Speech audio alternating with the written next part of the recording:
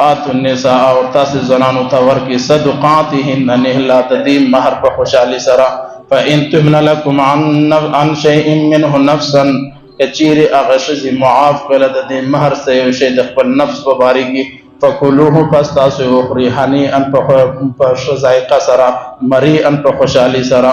عزیزانو دا د سورة آل عمران آیت نمبر 4 دی. الله رب العزت په دې کې حق مہر بیان کړی دی. حق مہر پر نر باندې واجب دی په هر صورت کې به ادا کی. امام شافعي وایي چې ښځه پر څو راضي سو هغه مہر دی. زموږ په مذهب کې 10 دراهم 10 دراهم ورکړي. 10 دراهم د نن سبا د په حساب سره 2.5 تولې چا سپین زر دی اور 2.5 تولې سپین زر کم سے کم 50,000 روپۍ 45,000 روپۍ جوړیږي. اور دغه پیسې ورشي د پلاس کې حق مہر کول ضروري او لازمي دي. دا کم چې زما او ستا ناصور د ولور دی هغه د مہر سره مګډوي اور باز خلک هلته په واده کې کښېني بس هغه اسلامي مہر وضاحت وکړه. مہر اسلامی وضاحت وکړه. نبی علیہ السلام په لونو کې په کو زنانو کې فرق ستا هغه اسلامي مہرونه دي. چاته 300 درهم دي چاته 500 درهم دي چاته 100 درهم دي. نو هغه وضاحت وکړه. بعض خلک وایي حضرت فاطمی مہر دی. فاطمی مہر وضاحت وکړه.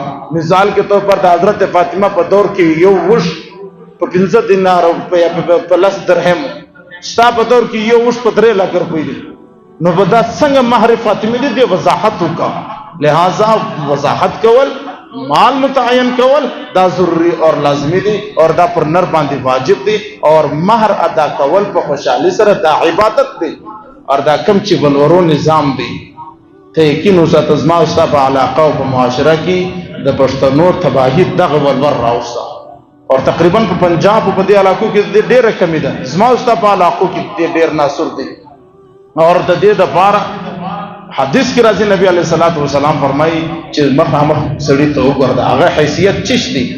د چا یو 2 لک روپۍ تنخواه ده پر هغه باندې ټیک دی څوک شېږده یو څوک د ماښام ډوډۍ ګټي پر هغه باندې ته یږدې په زراو کسان په زراو مسایل پر دې باندې شروع دي.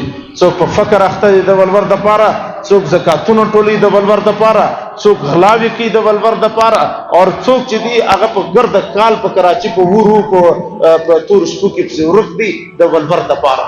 نن خلکو کورونه پرېښي دي مندې پرېښي دي علاقې یې پرېښي دي د ولور دپاره اور دا ولور هغه څه کوي چې تا بیا د ده ته موبایلان دي نن سبا خو رواج راغلی دي موبایلانو موټرسایکلانو فرنیچرانو او دا شان چې هغه دې تباه کوي ځواني دې پر تېره کړله د کوره دې در په دره کوي. نن دې نو ستا پر ولور باندې هم نالت سي نن دې ستا پر دې فرنیچرو پر ګاډیو پر موټرسایکل دې لعنت سي. د دې څه ضرورت دی؟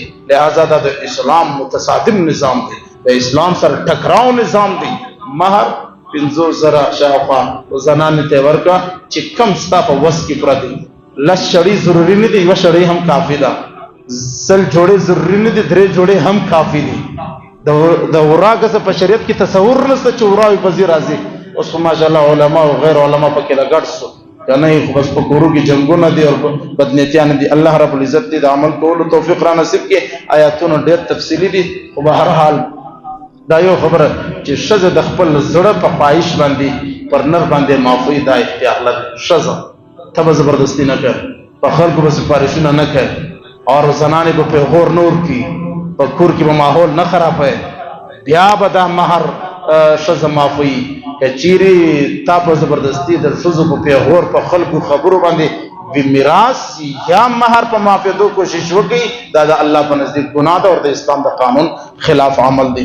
الله رب العزت په دې آیت مبارکه کې صرف دا یو خبره کړې ده چې د زنانې اور بیا زما او ستا خلک په 10 لکه مې راوت کړې ته په کور کې خبرې کوې په 10 لکه مې راوت کړې ته دا کوې ته فلانکې کوې.